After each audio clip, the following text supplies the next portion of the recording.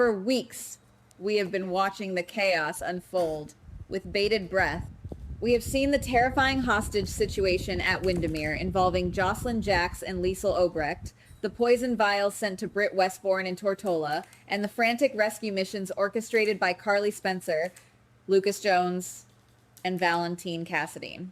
The insider buzz suggests that the climax we just witnessed on Spoon Island, with Ross Cullum seemingly meeting his fiery demise and Jen Sidwell finally being backed into a corner by Sonny Corinthos and the authorities, is actually just an elaborate smokescreen.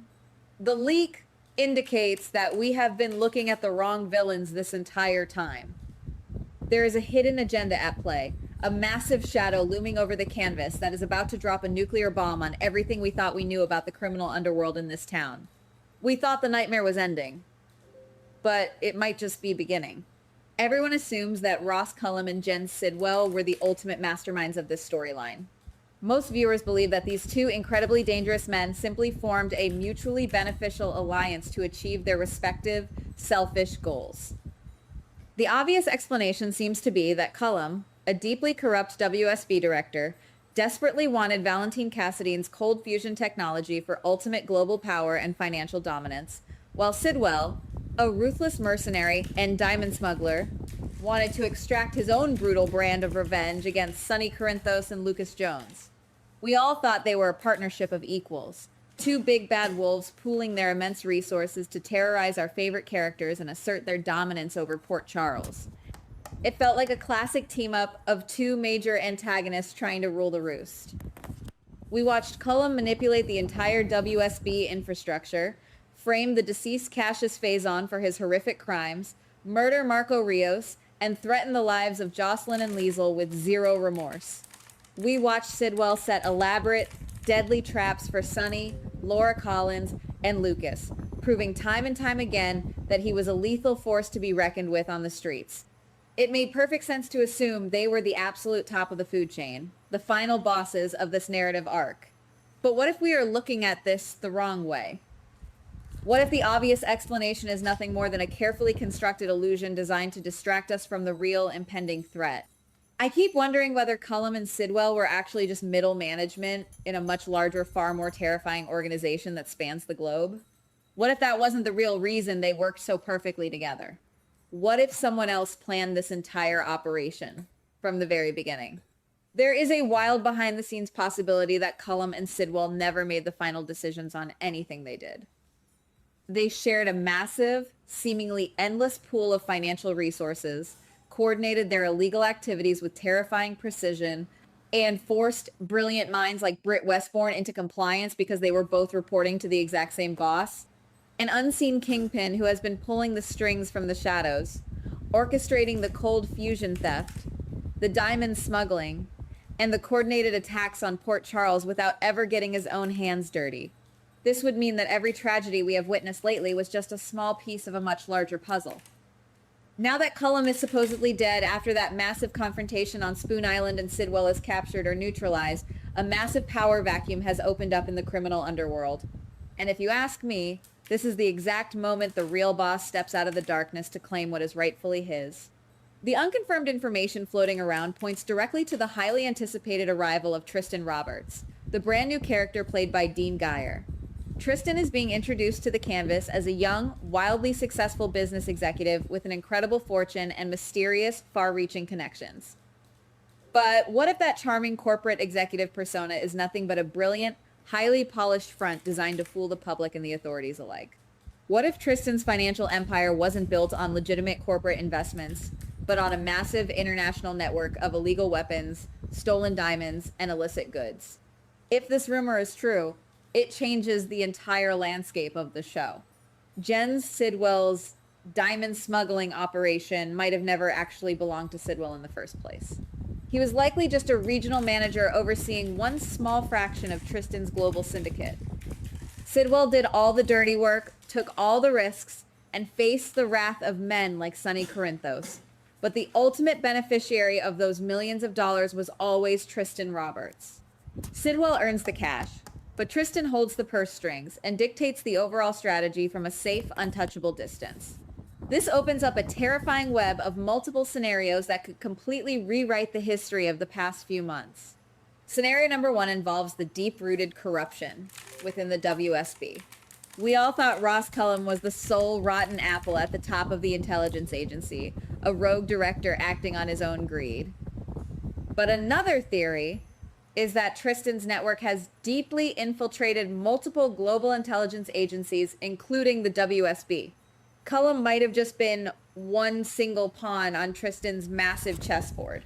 This would perfectly explain why so many highly classified WSB operations were mysteriously leaked, why Z's leadership was constantly undermined, and why a seasoned, highly trained operative like Jason Morgan kept falling into meticulously prepared traps.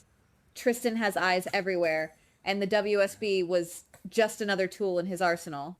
But let's look at scenario number 2, which brings the danger much closer to home and directly impacts the characters we see every day. Tristan's reach might not be limited to international spy agencies. He could have highly trained plants right inside local law enforcement.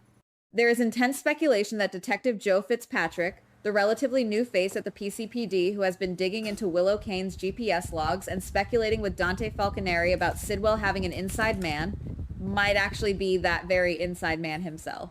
If Joe is a mole working secretly for Tristan, it means Tristan has a direct line to every single piece of evidence, every search warrant, and every active investigation in Port Charles. He can monitor Dante, Harrison Chase, and Anna Devane without ever having to set foot inside the police station. Then there is scenario number 3, which completely recontextualizes Jen Sidwell's violent obsession with Sonny Corinthos. We assumed Sidwell was acting out of a deeply personal vendetta, fueled by past grievances and a desire for revenge. But what if the situation is being manipulated from the top down? What if Sidwell's relentless attempts to assassinate Sonny, trap Laura Collins, and destroy the local mob infrastructure were actually calculated corporate hits ordered directly by Tristan? Tristan might be planning to establish Port Charles as the new centralized headquarters for his sprawling criminal empire. To do that, he needs to clear the board of any existing power players. Sonny Corinthos is the biggest obstacle in town, and Tristan simply ordered his pawns to remove that obstacle before making his grand official entrance into the city. But guys, we have to talk about the most dangerous possibility of all. This is the theory that is going to keep you up at night and change the dynamic of the show for years to come. We know Tristan is scheduled to make his debut in the monumental 16,000th episode in mid-July. Do you know who else is making his highly anticipated return in that exact same episode? Jason Morgan. The insider buzz strongly suggests that this is absolutely not a coincidence. What if Tristan arrives in Port Charles alongside Jason? But they aren't allies. They aren't business partners. I am hearing that Jason might have been captured, cornered, and completely compromised by Tristan's network during his time away from the canvas, placing him in an impossible situation. Tristan possesses unimaginable wealth, a global army of ruthless mercenaries, and the ability to threaten anyone, anywhere, at any time. What if Tristan has blackmailed Jason into absolute submission? Jason has always put his family and friends above his own life. It is his defining character trait. If Tristan holds the lives of Carly Spencer, Danny Morgan, and Jake Weber in the palm of his hand, Jason would have absolutely no choice but to obey his every command. Tristan could force the ultimate legendary enforcer of Port Charles to become his own personal weapon. But the most haunting part of this rumor isn't that Tristan would order Jason to kill Sonny. That would be too easy, too quick, and too messy for a mastermind of Tristan's caliber. The boldest, most heartbreaking theory is that Tristan gives Jason a far more insidious, agonizing mission. What if Tristan forces Jason to secretly gather hard, undeniable evidence of every single illegal activity Sonny Corinthos has ever committed? Tristan wants to dismantle the Corinthos organization from the inside out, using the one man Sonny trusts more than anyone else in the entire world. Sonny would never in a million years suspect that his most loyal brother, his right-hand man who has bled for him countless times, is being forced to wear a wire, copy encrypted hard drives, or photograph secret ledgers.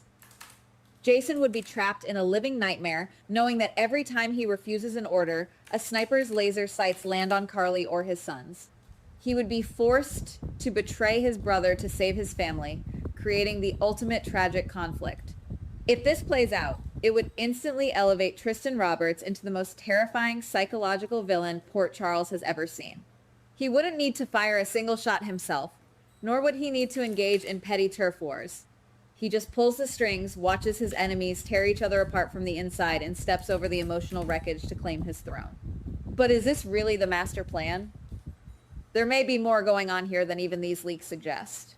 We don't have any official confirmation, and the writers could easily pivot at the last second to keep us guessing. It could be true. It could be false. But something about this feels hidden, like a massive storm gathering just out of sight. If you ask me, we are completely unprepared for what is about to hit, and the story of Ross Cullum and Jen Sidwell was merely the prologue to a much darker, far more devastating chapter.